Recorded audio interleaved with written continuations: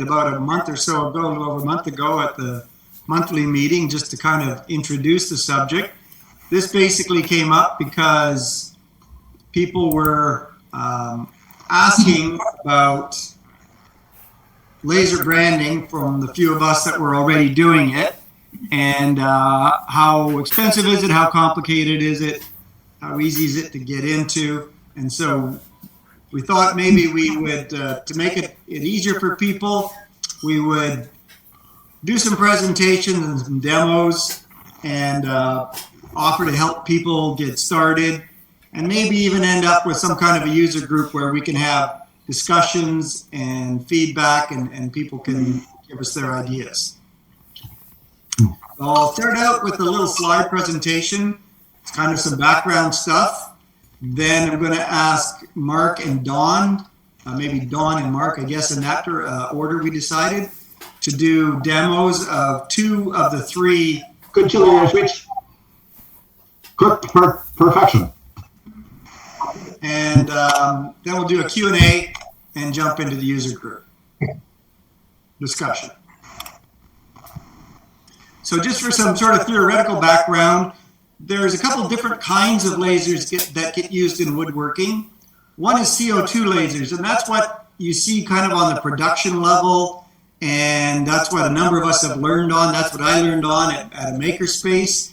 They're big, they're expensive, they're thousands of dollars, starting at thousands of dollars. They have a big glass tube in them that creates a laser the old-fashioned way, and the beam gets focused, and then there are XY mirrors that drive the beam to the work to do the engraving and cutting.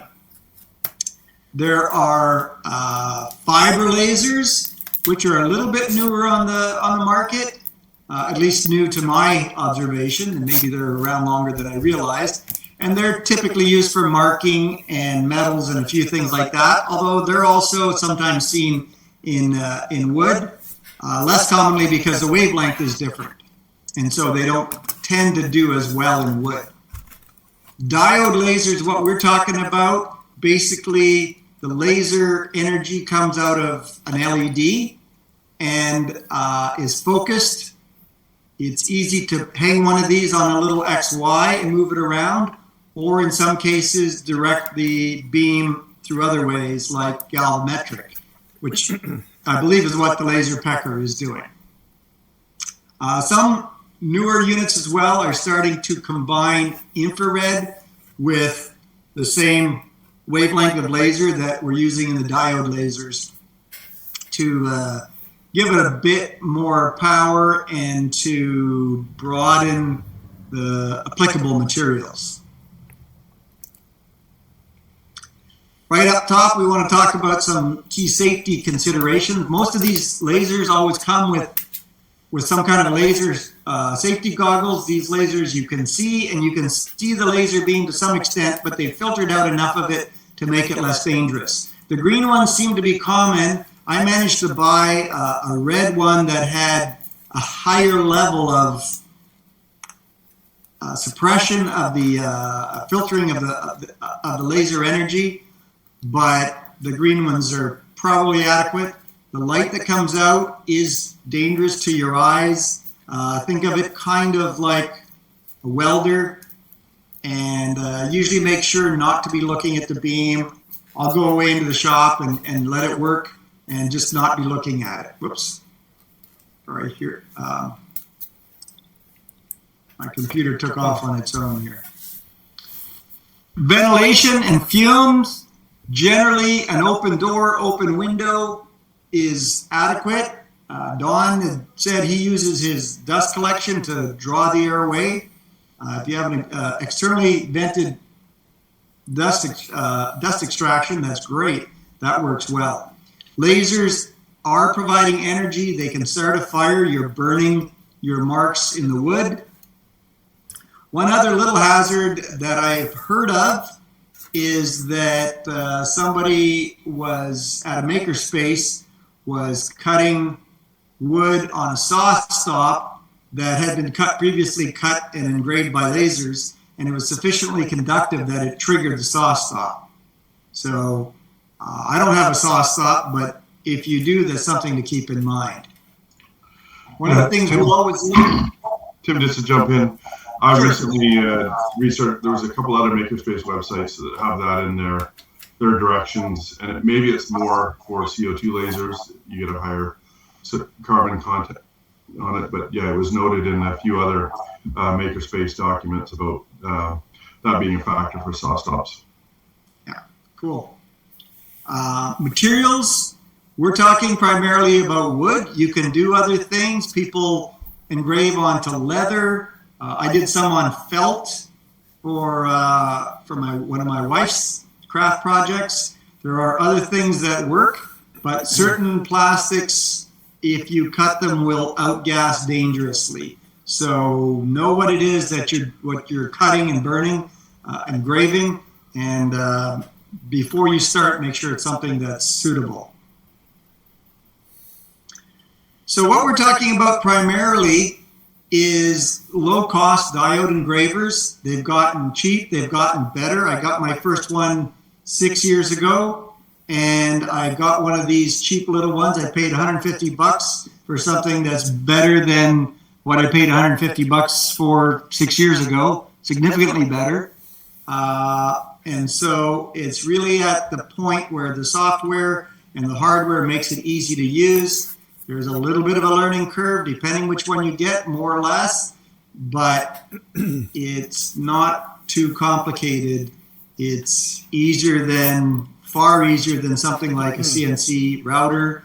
A little bit of computer knowledge is a good thing, but as we're going to cover with one of these models, the LP1, you can do it on your phone with software that's there and drive the unit over Bluetooth. Generally, they're not great for cutting. You can get stronger power ones that combine multiple LEDs into one beam. So you get more power and you can cut a little bit more, but you do that at the expense of resolution, so the spot size gets bigger. Mark will tell us a bit about cutting he's done with his 10 watt. He's actually done some pretty good wood thickness. But for the most part, we're talking about marking and engraving.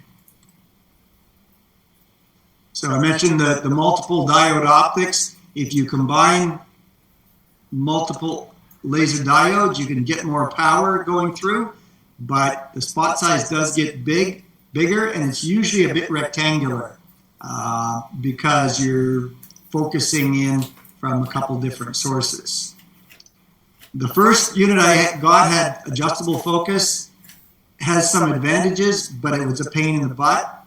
And the newer units are fixed focal length, and so you basically move the laser head to get the proper distance from your target object. And that's a lot easier than trying to focus and figure out when you're at a good focal point. Some of them have air assist, so that's a small stream of air that blows in while the laser is on. It blows away a lot of the smoke, keeps smoke from depositing on the lenses and the optics, but it's particularly important, I guess, with cutting or going deep, where it can reach in and help basically make a cleaner and deeper cut. Some of the models have shielding enclosures, so if you're doing small objects and you want to keep it enclosed, those are not a bad idea. The enclosures are usually a colored material that blocks a lot of the laser light and can also kind of double as a fume hood. But if you're doing bigger stuff, it might get in the way. There are options sometimes available with these things, rotary table for doing round objects. And if you're doing a lot of cutting, especially on the bigger units, you can get metal honeycomb sport surfaces to put your workpiece on, so the laser can kind of go through without bouncing back and damaging the underside of your object. We identified between a number of us 3 possible engravers that we thought would be good candidates for this group project. and the three of us went and got one each so that we could compare them. So the Acemer S1 is very small. It's an XY.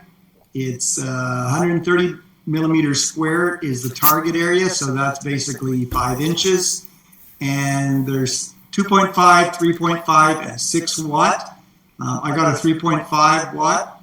It's gantry, which I'm more familiar with. It has a nice small spot size, very fine, but it doesn't have air assist. It's quite basic. It says it has included software, but basically it's a link to Laser Gerbil, and I use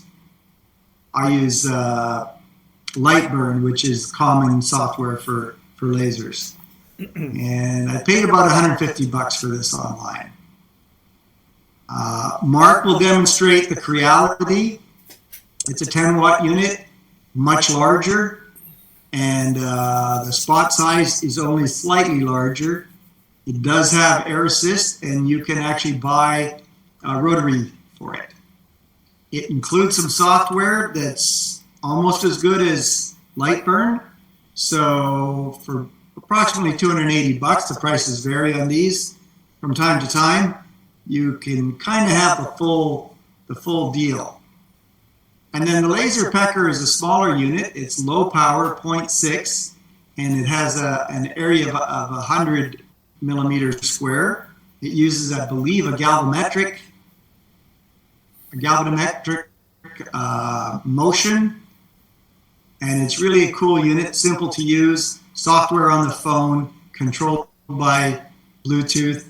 It's listed on their website as $300. I think a number of people have better luck getting it on Amazon, even though the price then goes to about $365. So here, I'll include this in the presentation that everybody gets. I've kind of covered these items individually. That's what it looks like. The Acemer, the Creality Falcon Pro, the Laser Pecker, and now basically that's it for the three laser engravers we talked about. I did want to get back to CO2 lasers because if you want to do a lot of cutting or cut thicker materials or a lot of other materials or sort of get more into production volumes, CO2 lasers make a lot of sense. They are expensive. The makerspace is a good approach. I'm going to let Russ kind of maybe go over this. This is his slide, and tell us a little bit about the makerspaces and whether there's courses and things like that available. Sure. Just jumping in, I talked a little bit about this at the meeting. So Victoria Makerspace, I've been a member there for about 8 or 9 years. There's two lasers there. One we call our universal laser. It was kind of a built up one out of Chinese parts that had a bunch of the stuff refabricated, and it's a CO2 laser. The bed on it is 16 by 20 inches, and it's a 40 watt laser. And so that laser can do engravings, and it can cut. It can do engravings on acrylic, leather, wood, different kinds. It's got a fan ventilation system on it, a water cooling system on the laser tube, and it'll cut like 1/4 inch plywood basically. Software for that is Lightburn, that we'll talk about in a bit. Victoria Makerspace is a shared workshop. You pay $50 a month, and you have 24/7 access there. And it's not just the laser area there; it's a multi-tool workspace where there's a wood shop there. There's a couple different metal shops with machining tools, bars, and all that kind of stuff. 3D printers and 2 lasers. The big laser there we got a couple of years ago. It's one of the bigger lasers on the island. I would say that I'm aware of. It's a 3 foot by 5 foot. It's a 100 watt can laser, and so that has a higher cut capacity, and then it does run a bit faster. And so I use both there. Different functions. Sometimes I've just started recently using the bigger can for cutting operations, and I always sort of compare which one would be better for resolution. And then make space for art. Her's talked a lot about that this spring. It's a new space in town. They have an X-Tool P2S, which I think is a 55 watt, like a 16 by 24 potentially. Sorry, just to finish on Victoria Makerspace, you join the Makerspace, you get a checkout on tools, and it's a little bit more self-directed. There are some classes and some instruction happening there, but generally it's member-led, and members help each other out in sort of on your learning journey there. So a lot more self-guided there, but full access, flat rate, $50 a month.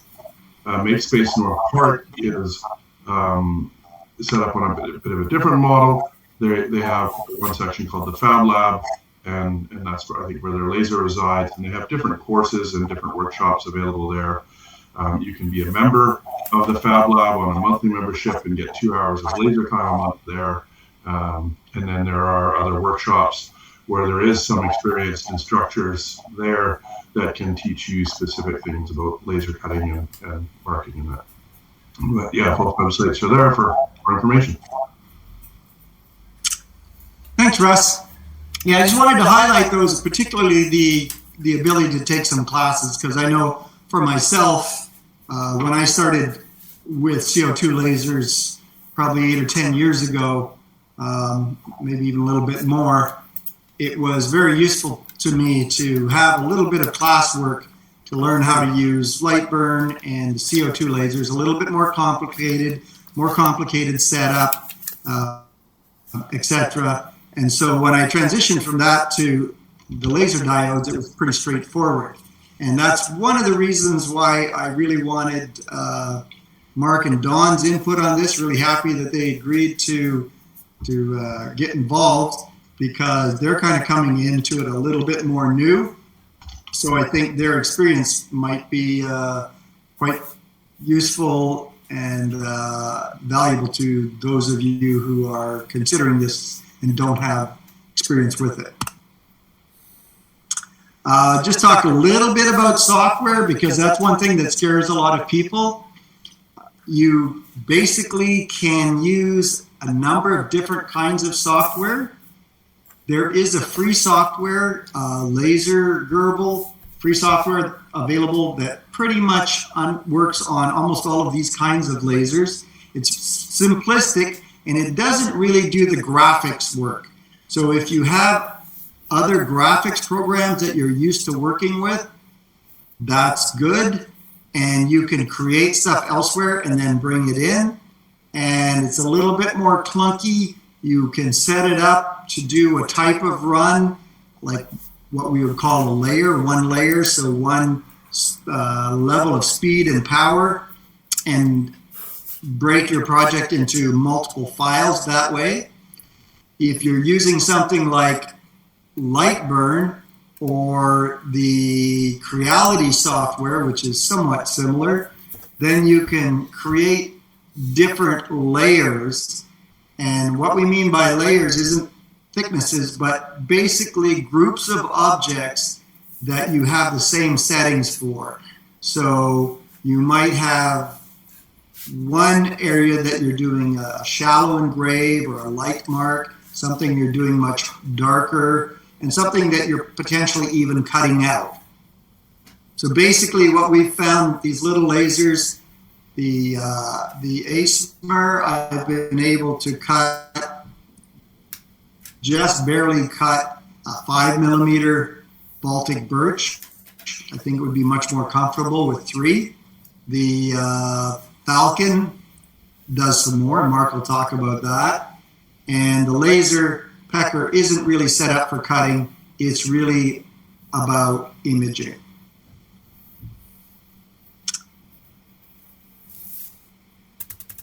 So Laser Gerbil is free. It is straightforward. It's easy to learn, but you're going to have to bring in your images from other graphics programs. And in both cases, all this software can use both raster and vector engraving modes. So what that means, vector is kind of like defining a picture by its dots, like a dot matrix printer or like pixels on a screen. Vector means you're defining the actual lines, straight and curved and with thicknesses. And as a result, if you take something that is raster and you zoom in on it, you're going to see those, what's called pixelation. Those pixels get bigger and bigger and bigger, and your picture looks kind of blurry. With vector, you're going to maintain your resolution as you zoom in and out. And it's a much more efficient way to cut. But a lot of times you might have photos or other images which are in raster, and so the devices work with both of those, and they have tools and modes to work with both of those. Lightburn is a commercial package. It's kind of the industry standard for laser tables, or both the CO2 lasers and the diode lasers. There may be less expensive ways to find it. The standard is a free 30-day trial and then about $100 US. You can buy it once if you don't take the upgrades, but if you upgrade each year, then you'll be paying an upgrade fee each year.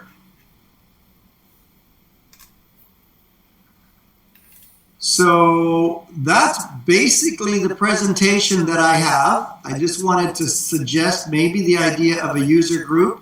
If people are wanting to do this but still feeling like they might need a little community to help along, then I'm suggesting that we can try and form a user group.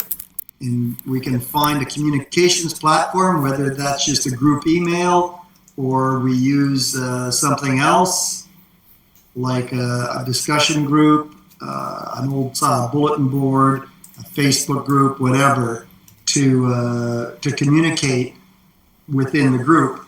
And in fact, I think that if we had a number of people who really felt like they needed some hands-on support, we could probably pull that together at some point as well and kind of do like a little bit of a workshop. And that's basically what I have. And so I'm going to ask Dawn, are you ready to go? As ready as I'll ever be, I guess. Okay. Everybody see me okay and hear me? Yeah, let's see. Can we get you as presenter bigger on the screen?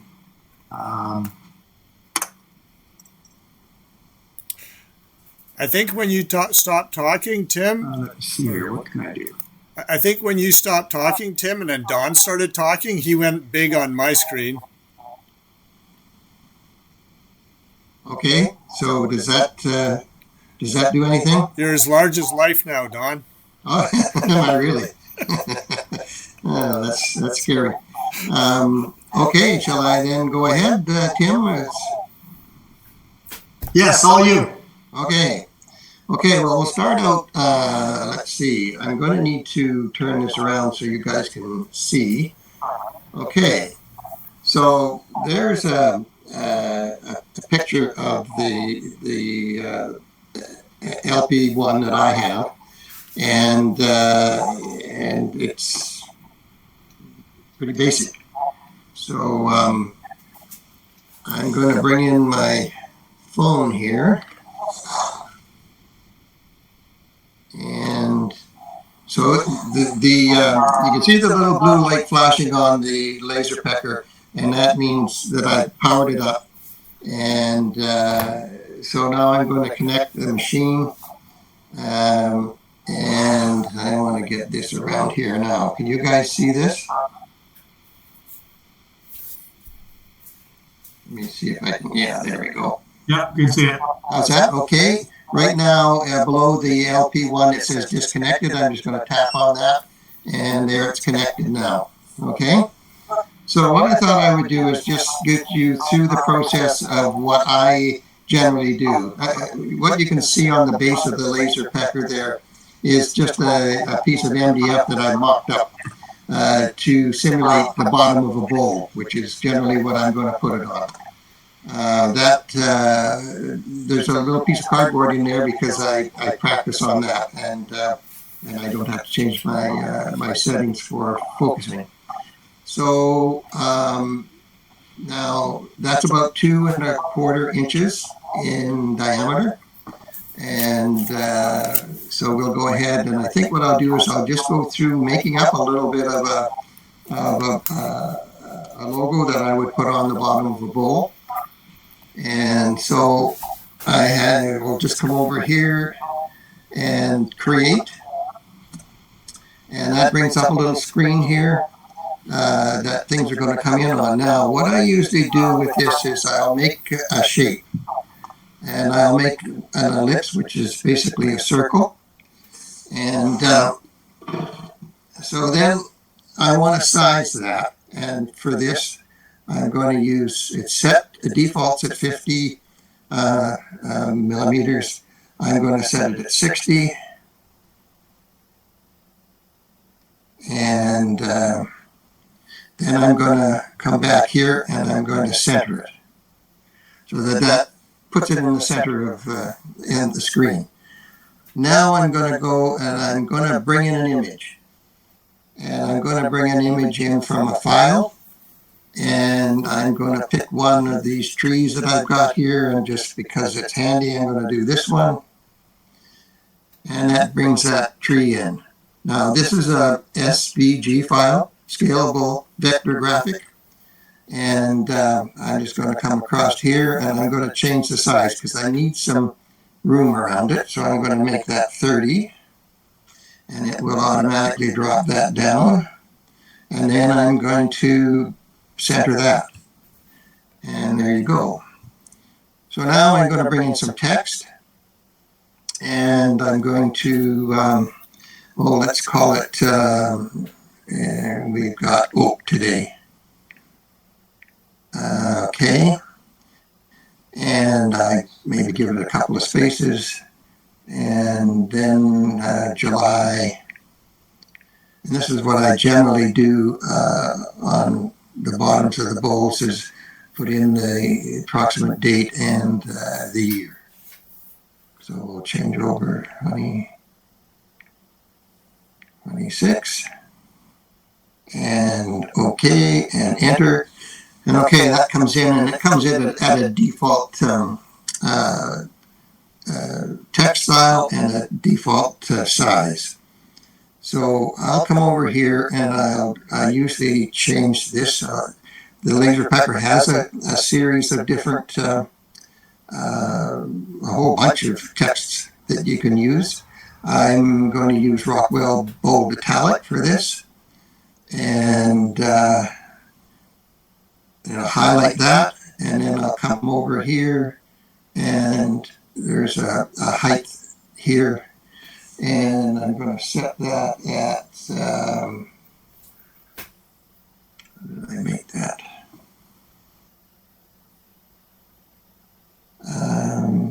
5, I think. Okay, so there it is there. Well, that could be a little smaller, I think. Anyway, it doesn't matter. We'll go with it, and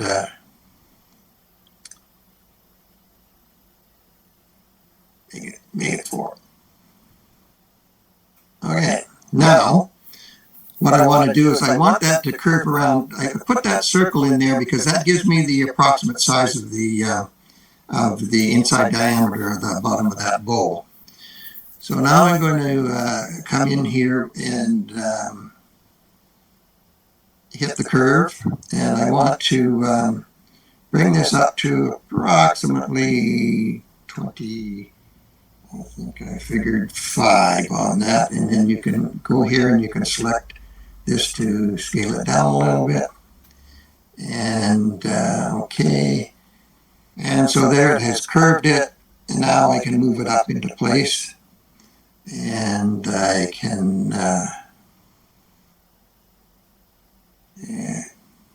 so it's not as handy maybe as you might like to move it around, but there is a tool here at the very end that you can jog it. So we'll just call it that. Now we'll go back here and we'll put some more text in.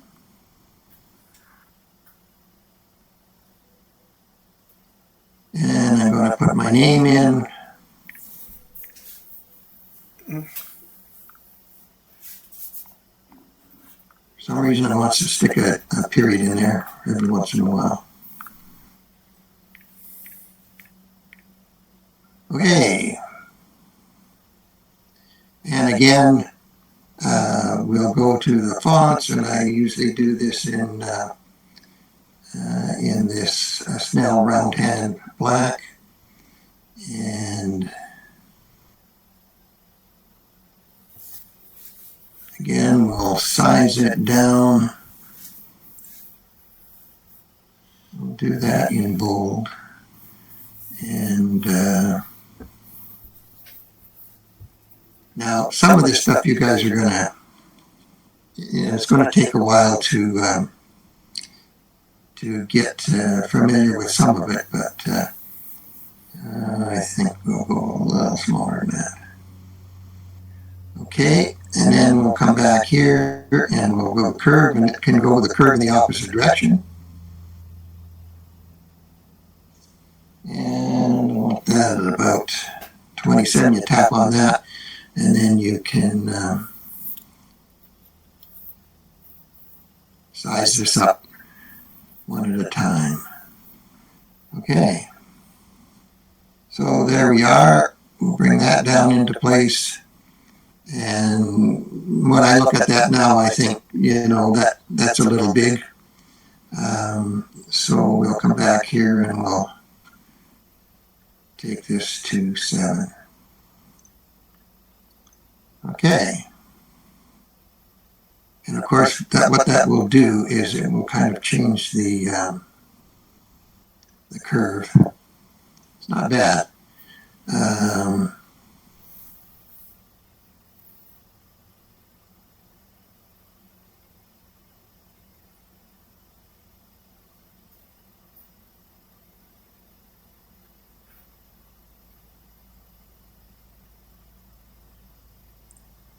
Okay, so we can live with this anyway for demonstration purposes. So what I've got now is a logo that I'm gonna print. So there's a couple of things you can do here. You can save this, and you should save it, especially if you want to use it at another time. It also, what it does, what you can do is you can group it together so that it will hold everything in position. The outer circle, the two names, and the tree will all be in the same position. If you don't save that and you store it on your phone and you bring it back, they'll get moved out of place. But before I do it, I'll do it for now. I'll explain the other part later. So I just highlight that whole thing, and then I go here and I group. Oops, I lost that.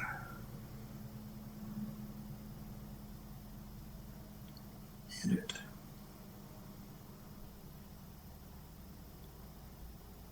Okay. Yeah, it is grouped. So we can prove that by touching this and moving it around. And you can see it's all moving together. So what I'll do right now is I'll highlight that again. I'll go back here and I will center that to make sure it's in the center. Okay. So now, basically, what we're going to do is preview this. So I'm just going to put this in front of here.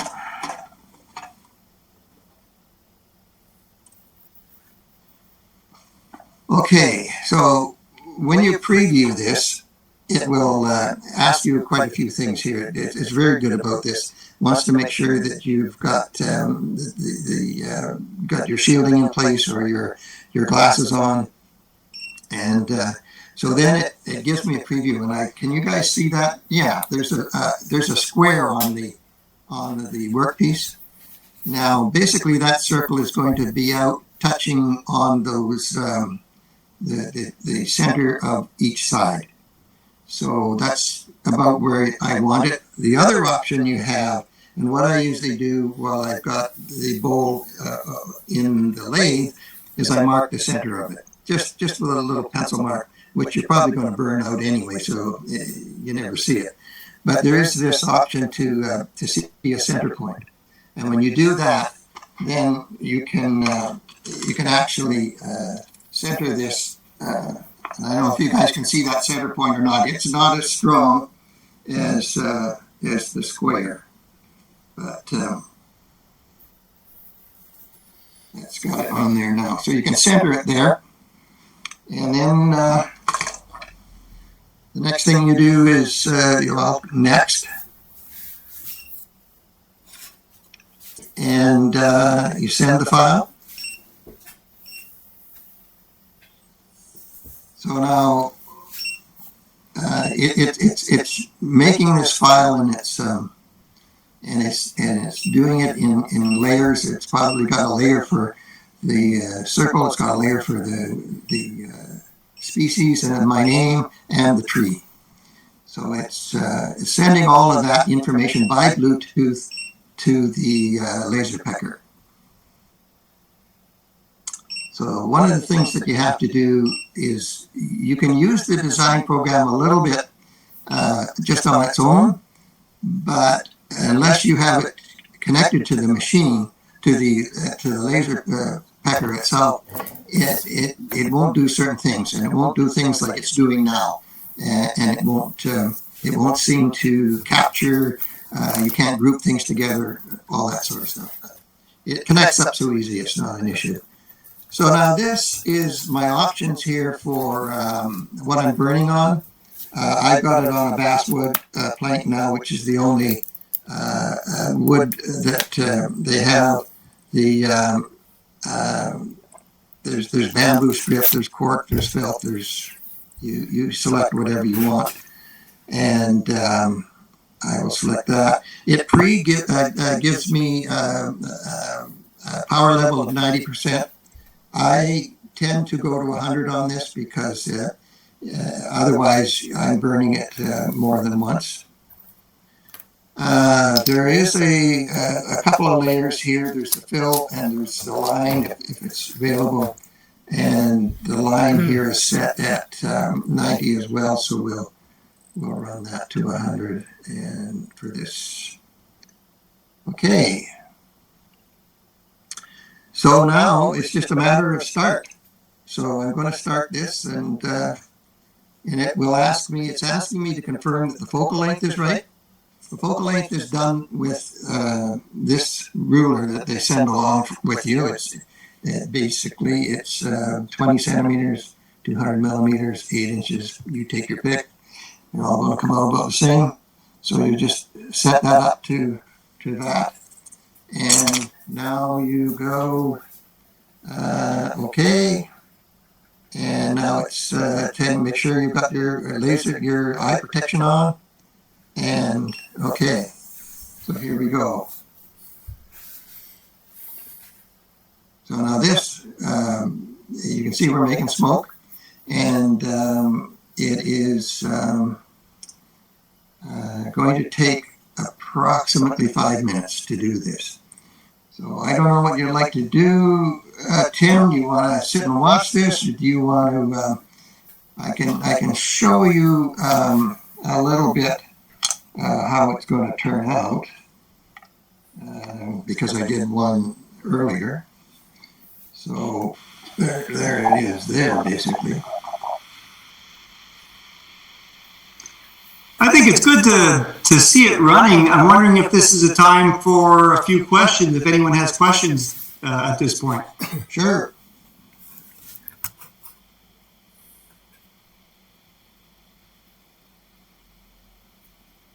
You were so thorough, Don. No one has any questions. Yeah, right. That they haven't found their mute button. Yeah. You know, So Harvey's asking, what's the largest size bowl? it's basically 4 inches. It's 100 millimeters square. That's the marking is 100 millimeters. So you have a big bowl with a small mark on it. Yes. If you're doing bowls, big, but you don't have to go right out to the edge like I have here. Like a lot of guys just make a small medallion in the center. So it depends on what you want to do, and I don't try to, go there. We're drawing the circle there now. On the screen, you can see that burning the circle. One of the things about this, if you don't want that circle in there, you can go to, in the edit section, to layers, and you can turn that off. It's quite simple. It's got a little table comes up, and then there's an option. There's an eye. You tap on the eye, and it closes the eye, and then that won't print on your burn. The other thing that's handy about that is that if you do get a burn where, let's say, one of your elements doesn't turn out as dark as you want, you can go in and turn off the other ones, the other layers, and then just reburn. Say it was my name, I could reburn my name again to make that a little darker.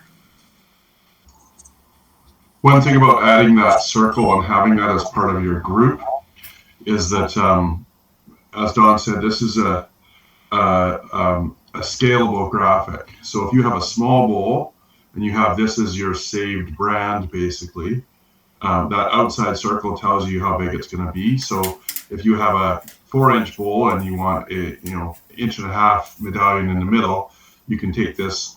All you have to do is scale that circle down to 1.5 inches, hide that circle, and then do your brand. And then if you do have a bigger bowl where you want to scale it out to, say, be a 4-inch medallion, you just resize the whole group, and everything resizes in the same proportion out to that 4 inches. And then you hide the circle, and then do your bigger brand there. Yeah, really good point. So you can make your, if you want it as a bit of a logo, and you can, whatever. I quite often do this. If I show you the head here, that swivels. So what I'll do is I just have a board that I put on the bed of my lathe. I turn that 90 degrees and point it, and I can adjust the height, point it right at the bottom of the bowl, and move it to the focal point, which is a good 8 inches, and I can burn it right on the lathe. And it's just extremely handy that way. Before you turn your bowl over, even you can burn that on there, and you don't have to mess around with trying to adjust it later. So maybe back to what Harvey might have been asking is what size of bowl. The laser cutting area is, what is it? On this one is, say, 4x4. That's what you would be able to laser cut. But you can, if you locate that 4-inch by 4-inch on any size object, essentially, and point this, and then you set it up at the focal distance away from it, it can do that 4-inch by 4-inch on any size object. That's right. It's still going to be the 4-inch. That's right. Size. And if you want, like, I don't know whether we can see this here, guys, but there's one there that I did. That's the 4-inch. And down in the right-hand corner, there's one that is about 5/8 of an inch, maybe. And it's the same. It's the same image, just scaled down. So anything in between that, not a problem. You just size it to however you want, and it can actually do that just with the drag of a finger if you want, or you can go in and you can adjust the size on the settings. And then one key thing to remember is that because of how precise lasers are, the one trick is that if you need to repeat your laser cut, look at it without moving the object. Yeah. Because as long as you don't touch the object and change the alignment of the laser, of where it's been focused, where it's all been set up, you can repeat the cut once more and it'll burn darker and it'll have the same resolution and stuff like that. But as soon as you move it even a millimeter, then all is lost. Yeah. You would Yeah. cut it Well, in location. And the reason that's important too, Russ, is that you will wind up in situations where you need to rerun a burn because it doesn't like shiny surfaces or light colors. So it reflects. Anything it can reflect, it'll reflect. So it won't burn as dark on that. So you will have times when then you would like to burn something a little darker. So here we're finished already, and it says it's complete, and I say okay, and it's going to give me an option to repeat. Right at the very top there, it gives us the time. It was 6 minutes and 59 seconds for this particular burn. And I will just grab this out of here.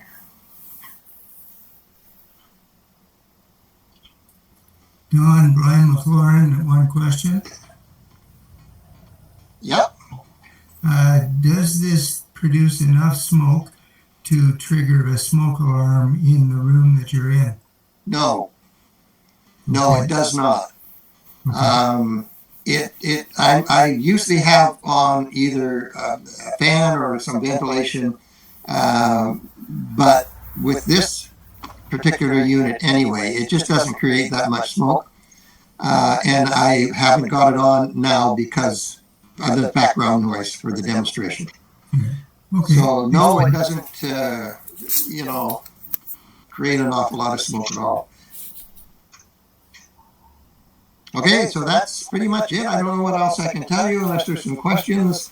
The software is not real self-explanatory. You've got to sort of get in there and mess around with it and give it a try, and you'll learn. Hell, if I learned it, you guys can learn it. So, and like I said, I will show you this before we go. I'll just go back here. And I want to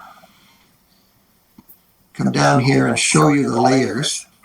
Okay, see, it's all in one group there now. So if I come back here and there's a little thing here that says ungroup. I'll ungroup that, and then I'll go back to my layers. And it didn't want to do that. Okay.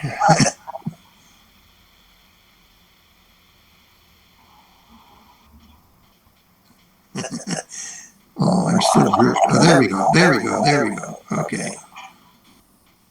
There. So those are all the layers that are there.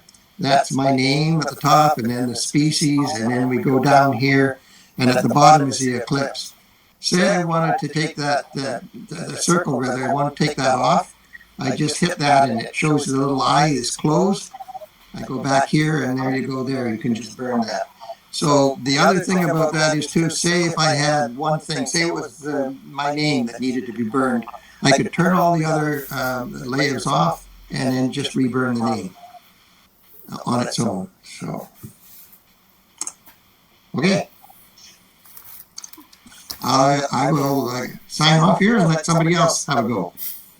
Thanks, Don. Really appreciate your help. Okay. Just gonna see here if I can figure this out. No. Unpin you. Okay, I'm gonna unpin Don. And Mark, are you ready to go? Yeah. Sorry. Yep. Again, after I turned my microphone on. It usually helps.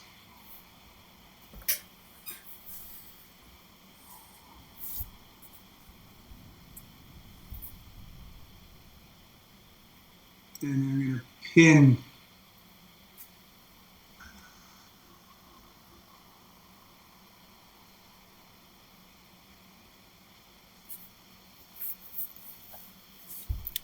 Good to go, Tim? All yours.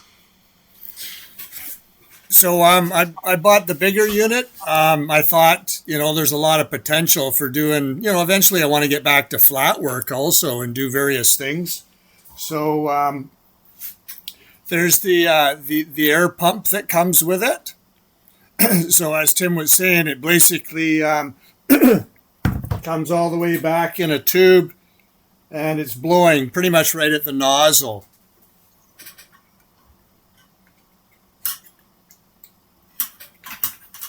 You can see the tube right there comes down. There's the laser head right there, and keeps the smoke off of the head there. Here's the glasses that came with the unit. Cheesy manual and really bad instructions for assembly. I didn't even read it. I went straight to YouTube, and there was a really good video there of a guy assembling it. It came with some sample hobby plywood for cutting and a micro SD with an SD adapter for putting the software. There's actually an SD slot on the side of it too if you wanted to use it. I'm not really big on that. Like, I really enjoy using the computer. Back in October, I had bought another computer because of demands for another piece of software I was using. So the old computer is actually down in the garage on a shelf. So my MO is that I'll sit on the couch and design something pretty up, and then I save it to my Google Drive. And then when I come downstairs, I'll just pick it up with the old computer that's connected to the Falcon and use the old computer to burn. The one thing I did buy for it is a set of these extendable legs. So there's 12 of them, so 3 on each foot. So it'll actually shift that thing up and the whole bed up this high, so you could put a bowl or whatever else underneath it. I've actually got just 1 foot underneath each. It didn't come with this aluminum chunk. I stole that off of my son in his scrap pile. And I just made some grooves in the side of that so it sits there. One of the benefits is, because this thing would cut your bench if you give it half a chance. So I've even laid masking tape out on it and then just burn a line or a crosshair on the masking tape, and that can show you where to put your project. So as Tim was saying, if you put it on the surface, well, that's the back of a piece where I burned, and it was sitting right on that aluminum plate. Well, it's charbroiled, and there's resins there that, come into the back of it. That's about 5/16 plywood. There's one that was cut, and I just moved it up off of the surface. So that's 1/4-inch plywood. Yeah, and you can see the carbon, how that would probably trigger a saw stop event. So of course it's got a bigger size. So like I even burnt that just for fun, just for an experiment. It's 12 by 12, but the bed's big enough to do whatever you want with it. I had made this little piece here because I was going to cut this, so it's just a couple pieces of angled steel. And then, so I've been doing cutting on that. So I'm just going to share a screen here and call up the software that you can use with it.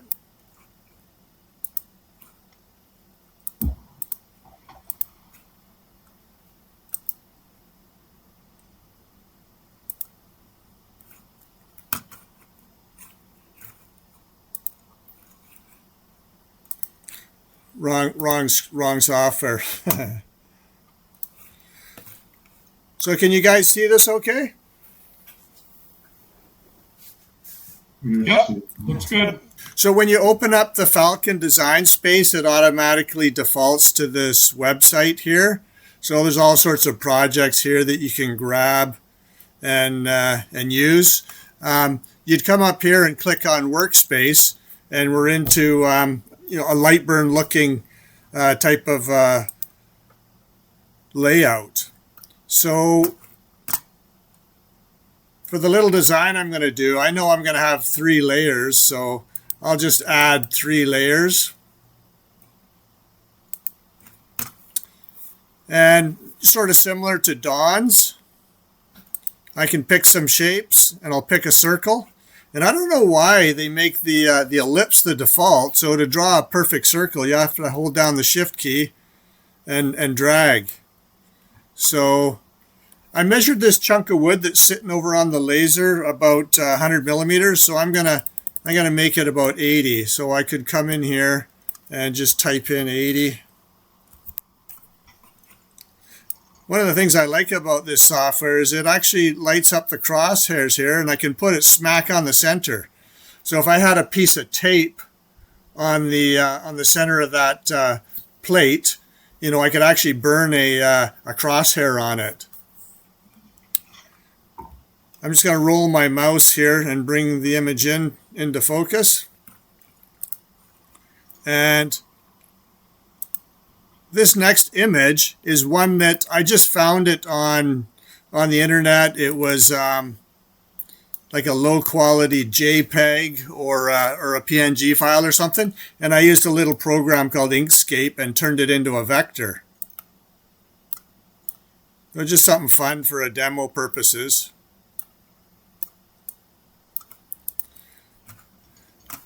And we'll add some text.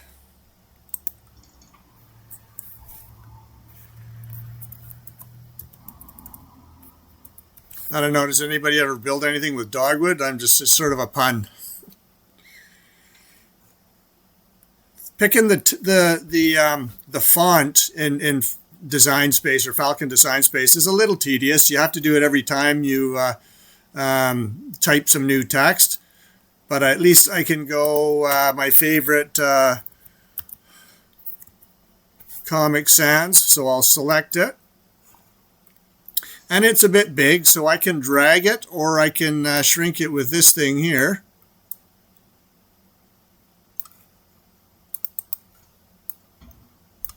And then, sort of like Dawn's, I've got a curve function.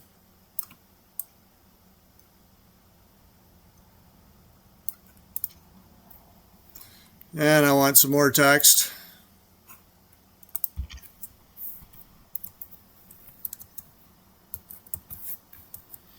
And like I said, you got to go and select that again. So I'll use a different one. This font here, Self-Deception, it's one that I like, and it basically, if you can download a font and put it on your Windows machine, so you're using it in your word processors or whatever, it'll show up in your Falcon Design Space.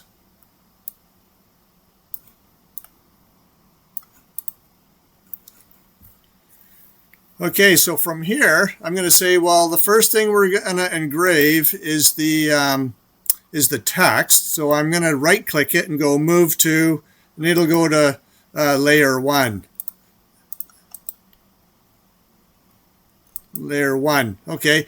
And Layer 1, I burnt it the other day at 3,000 millimeters a minute, and that's 60%, and it was a little light, so I'm going to go to 70% on that. It takes a little bit of trial and error to find out, what works, and it changes from wood species to wood species. So now I'm going to take the Snoopy and I'm going to put them on this one here. Only for the simple reason, like Don says, we could go back and redo one, if it didn't work out at all. Okay, and then for the outside line, these ones, I'm actually going to go from line engraving to fill engraving, and you'll see it'll fill out the double line there. So same with this one, I'm going to say it's going to be fill engraving. And this guy here, this circle, I'm going to say it's line cutting. And this one I don't need, so I'll get rid of it. But I'm going to change this so it's at 100% power. Well, that one's supposed to be at 70.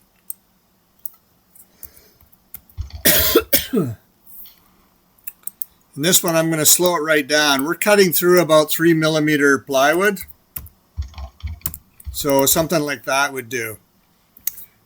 I've actually even used this line just to center the laser on a project. So I can make the laser, do circles or donuts around that line. And then once I'm happy it's in the right spot, just like Don's, I can turn it off and I don't even have to burn it. If I want to, I can do the engraving first. And like Russ says, if I haven't moved it, I can say, okay, I'm happy with that. Now I'm going to come back and turn these two off, and then I'm going to cut it and cut the circle. Or you can do it all at once. The advantage of not doing it all at once is when you cut it out, it might move on you. I've actually I was cutting 10 of one business card, and I actually had them fall, and they fell underneath. So, you've always got a pause function too that you could pause. But yeah, it's probably best to do all your etching first and then cut it. And because sometimes, depending on how you have it supported, like I'll cut clean through that and it'll be nothing hanging on. So at some point, I'll probably buy an aftermarket honeycomb base. You can buy them on Amazon for like about $49. So I could go to processing and have a look at what I got here. And then I'll say, we'll do a simulation at 20 times speed.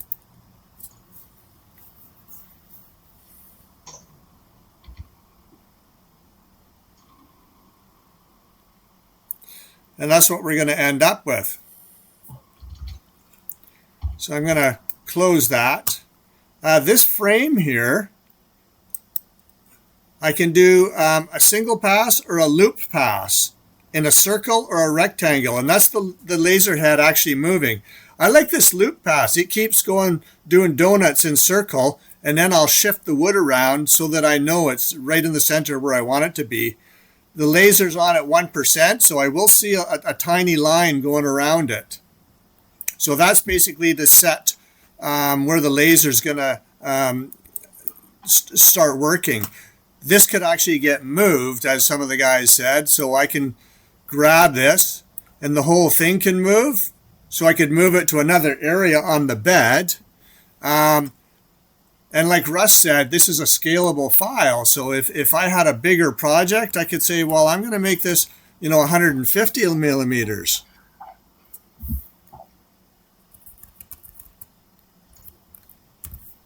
So there's back to 180. So you kind of get a gist of the software. I mean, it's reasonably easy to use. There are some good YouTube videos about it, and it's not really that much different than Lightburn, and it is free. So I'm going to stop sharing this screen here. And just so we get back to the laser here. So I'm going to show you the framing function here. So it always goes back to 0 to find it 0.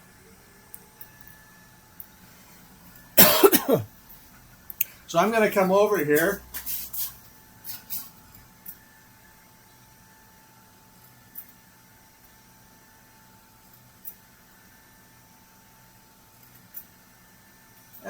And that looks pretty good. So I'm going to hit stop framing. I can use this manual focus function to move the head around. Okay, and now that I've moved it sort of in the center, I'm going to focus it. So basically you get this little guide here for various functions, but I'm just going to put it on the top one. It says engrave and cut thickness of basswood 1 to 3 millimeters. So this is 3 millimeters. So basically I take the head and lower it onto that. If I felt I moved that significantly, I could come back and do the framing again. So basically at this point, it is ready to go.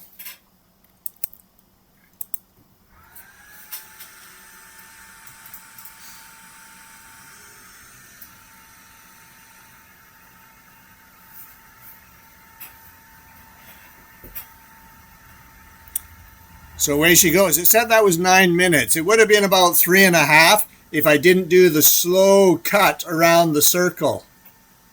But I did this one just yesterday.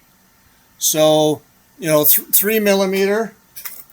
And there it is, clean as a whistle with that air assist turned on.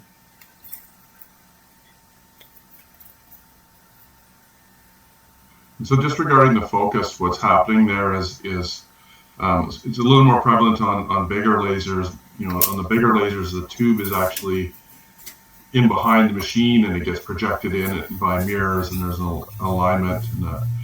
But essentially the laser comes out of the laser producer at kind of in a wide beam, and then there'll be a lens that focuses it down to a point where it's going to cut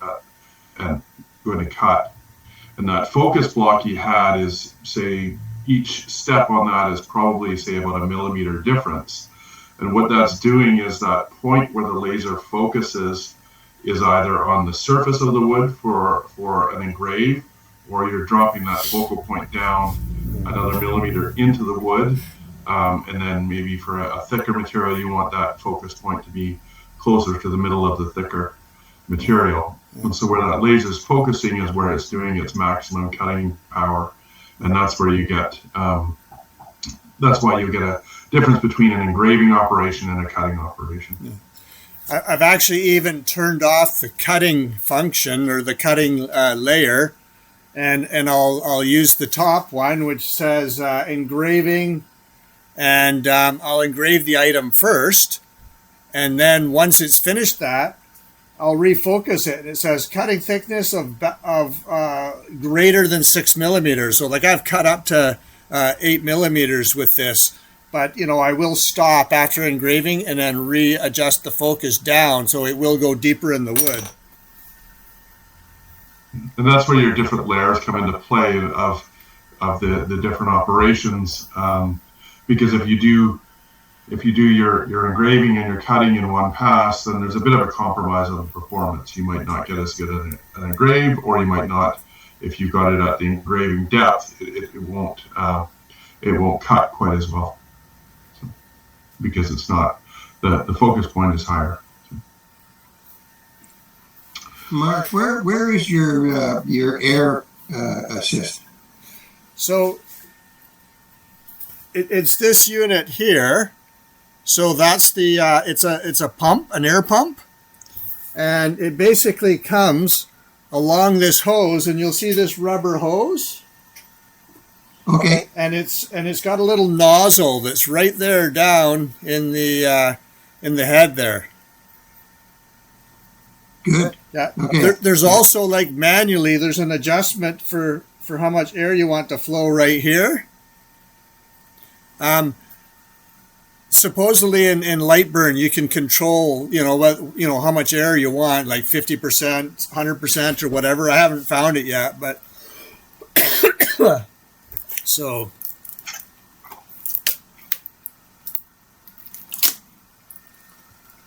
So it's saying it's about 60% done, 69% done there. I can already see a mistake I've made. I don't think I set the power for the date underneath. And so all engravings are, as you play around and learn the settings, and we were talking about different testing on different materials, it's a speed to power ratio of how fast the laser's moving across the surface and how long it's spending in that, as it's cutting.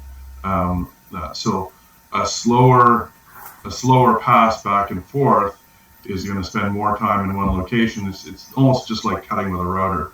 You're gonna, or I guess it's not cutting with a router. The more time you spend in one spot, the deeper it'll burn. And then, but you can also compensate it for it if you can take a look at your file and decide, okay, is this going to take 10 minutes, or is this going to take 30 minutes? And you could potentially make the laser move faster and increase the power that your laser is putting out to get the same effect. It's all a matter of playing with the ratios.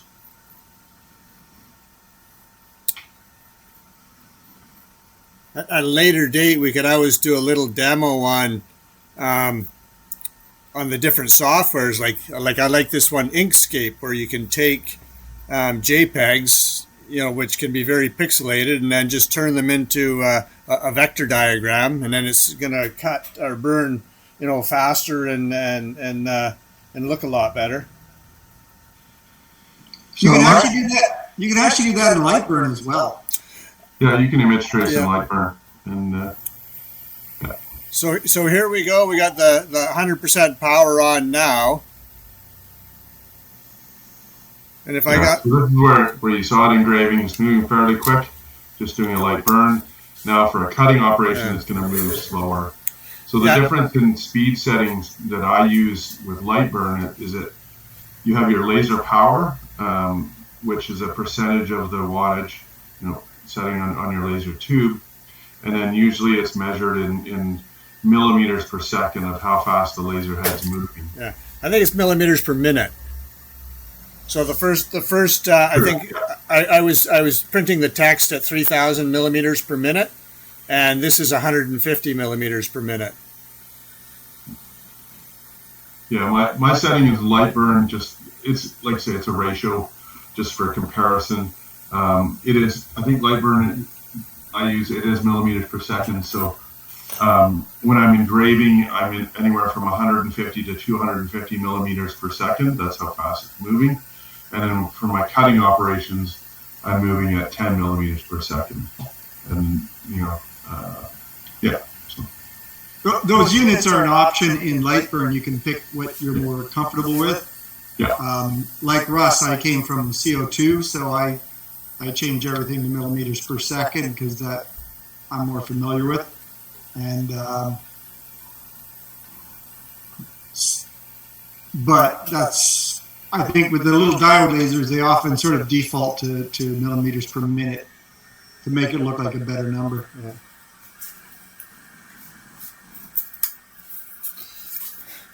So there we go. I'm just going to close this window and get a look at something here.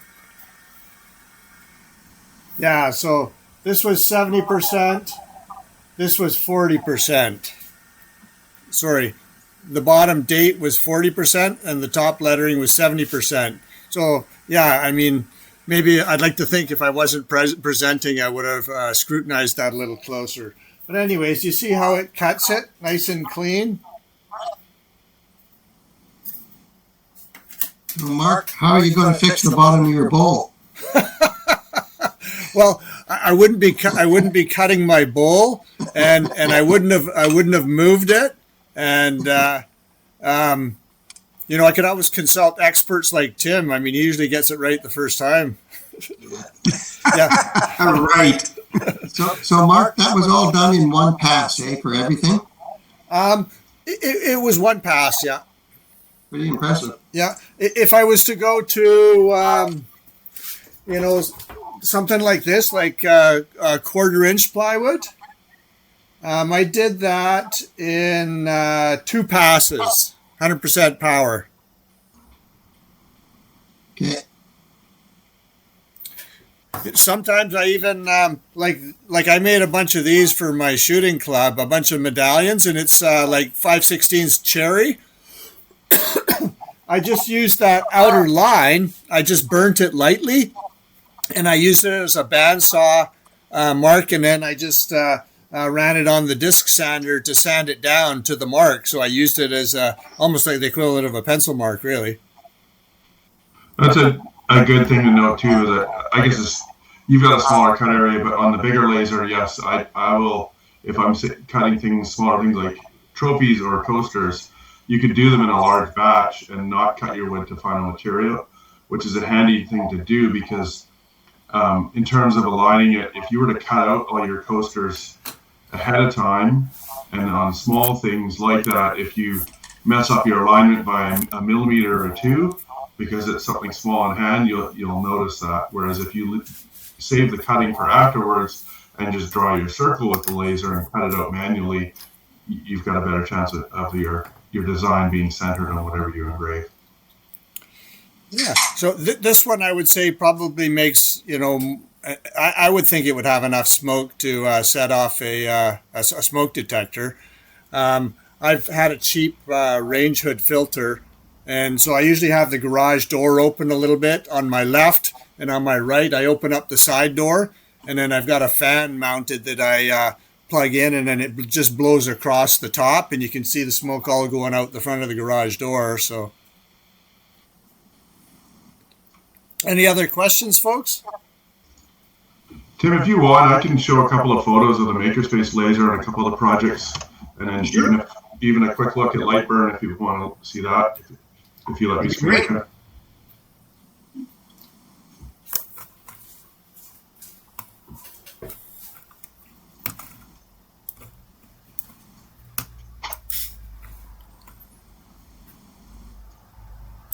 So, how do I screen share? Share screen. Share. Let's share that one. Okay. Can everyone see this? Looks a little interesting here. Can everyone see the big laser here? Am I sharing the right screen? Yeah. Okay. So what you see here is the two lasers at Victoria Makerspace. This is the 3.5 by 5 foot can laser, and in behind is the 16 by 20 40 watt laser. This is what it looks like inside the laser, so it's big XY gantry with the aluminum honeycomb, and I'll sometimes use this sort of L-shaped jig for if I'm doing repeat cutting operations. I'll set up the laser on the top left there, and then that way it's got alignment for repeating things like trophies and things like that. So same thing here. Got the left-hand jig, and that helps you align things and keeps things straight. You can see that the CO2 laser is with the power on it. It does leave a bit of a burn and a residue on the wood that you can just sand off later, so you do not moderate amount. Going back, just a quick look at the lasers here. Across the back of the laser is where the laser tube is, and it shoots towards the left of the laser, and then there's a mirror there that shoots it up horizontally back towards the front, and then the laser, so the mirror comes down the left side, hits another mirror, comes out, and then there's an angled mirror that shoots it straight down. The big laser here, it's got an auto-sensing probe here that it drops down, automatically touches the wood, and then automatically sets the focal length and tells Lightburn what the focal length. For this laser here, it's a bit more of a manual process. We just raise and lower the bed to the head of the laser. The laser head stays fixed. And we just have little blocks that we align it the height above the workpiece. You recognize this. Again, this is where this is some paper-based masking that I put on top of the wood to keep the burning down. And then I figured out where I wanted the design in the software to start from. And then I positioned the laser in the top left here and then did the cut. And if I go into Lightburn, this is a Lightburn interface here. Can everyone see? Might need to change. Just going to stop sharing for just a sec. And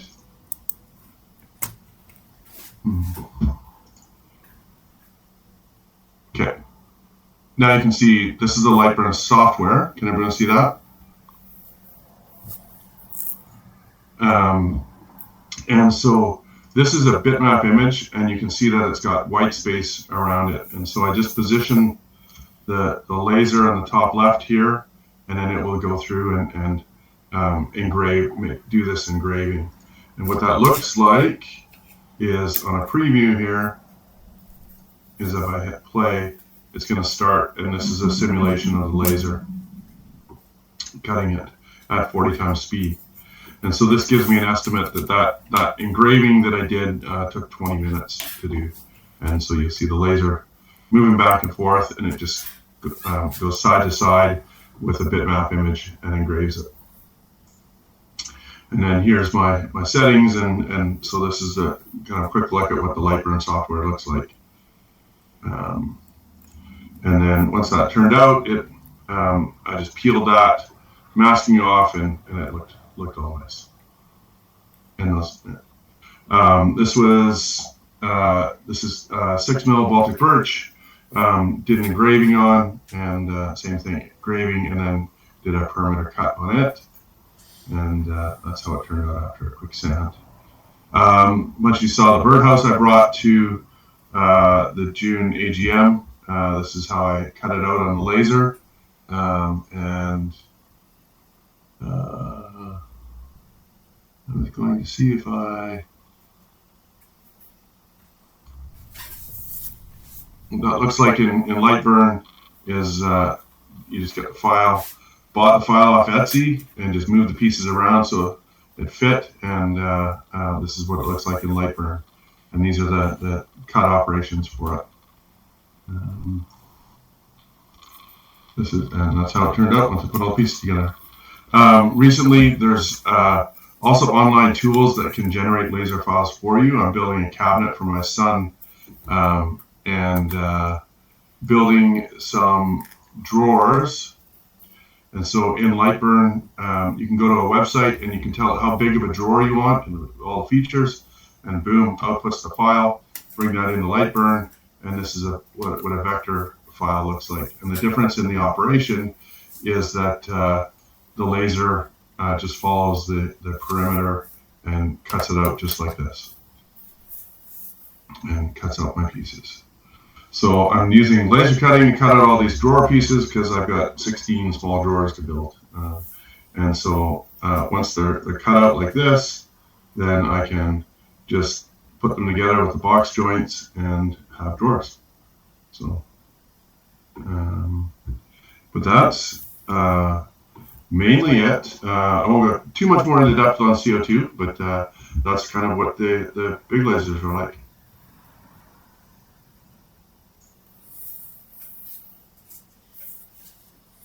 That's it, Jim. Thanks, Russ. That's great. I'm glad that people are able to see the difference between the little diode lasers and what you actually can do with CO2 lasers, in case anyone's interested in something with a little more cutting power, doing different kinds of things. There's just like, a lot of other things like 3D printers and CAD and stuff like that. There's a ton of stuff online. You can go find designs like Russ did with the birdhouse, and then there's a whole bunch of tools for doing things like slicing objects and cutting out layers, and doing box joints and doing a number of other things like that. It's kind of an interesting area for the digital woodworking. Yeah. And I also say one of the things I emphasized at the AGM there is that your error process on this is much less catastrophic than a physical tool that's cutting the wood, like a CNC or even a router or things like that. You're typically, if you do something wrong, it's, oh shoot, I didn't align it, or I engraved and it fell off the side of the piece of wood, and that sort of thing, and or I didn't quite engrave it deep enough and I didn't burn enough. That your mistakes are pretty low consequence compared to something that's physically cutting the wood, like a CNC machine. You're not breaking $40 bits. Yeah. Or not that I've ever broken one. Yeah. Or 10. So yeah. Cool. Thanks a lot, Russ. Anyone have questions on any of it? Okay. Well, it'd be interesting to see if people take an interest, if you're interested in buying one, if you have questions. I don't know if I think these things have gotten pretty simple. I'm not sure how much of a user group is needed or warranted, but that's out there. And in the spirit of the guild, like with everything else, there's people here to help. Yes. And so I guess on that note, I'll close off. If anyone feels like we should try and set up something else or a live demo or something like that, reach out to one of us, and we'll see if we can make something else happen. Or if you have questions that come up, shoot them to us later. Thanks a lot, Tim, and Mark and Don, for your presentation. That was really interesting. Very good. Well Good done. stuff. Thanks, guys. Good night, everybody. Yes, thanks everyone.